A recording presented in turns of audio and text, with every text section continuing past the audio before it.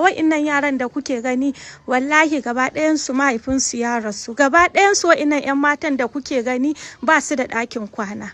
Wallahi tallahi ga mahaifiyarsu nan tana gaya mana yanda kuka ga 'yan matan nan ga su nan masha Allah da su, amma wallahi babu ta sa su ba su da ɗakin kwana, gaba ɗayan su a waje suke kwana. Sai dai mahaifiyar tasu da daddare ta zauna ba za ta yi bacci ba saboda yaran nan da Allah ya bata domin kada wani abu ya shigo ya cutar da su. Annabi muna nema a gare ku a taimaka mana a sitirta mu a gyara mana matsagoncin mu, dan ɗakin da muke kwana babu ya zube shekara 4.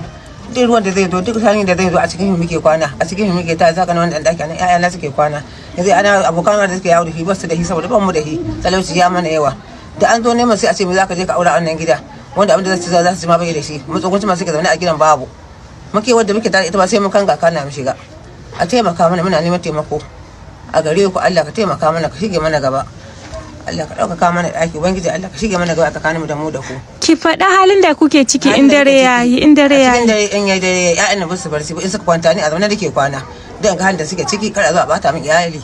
Ga sai Allah ya bani ƴaƴa mata, haka muke kullun haka nake kwana a zaune, wuri nake a zaune. In kaga na kwanta rana sai zan yi ramuwar barci, amma dai bai ba da ikon barci ba saboda ƴaƴa mata gare ni. Allah sarki autan nan kuka kawai, abu kaɗan kuka, insha Allah Allah zai kawo mafita.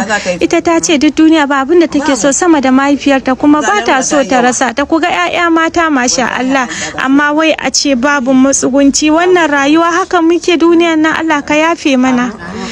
Me kike so al'umma su muku? Taimako muke nema a gare su taimaka mana al'ummar Annabi, su gyara mana matsuguncin mu.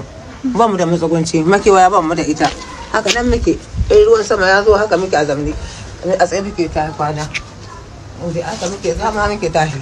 Dan Allah al'umma Annabi ni da ramuwar bacci sai da rana, dare kwana nake da tarbina a hannu. Allah raba mu da azalimi saboda ina da 'ya'ya.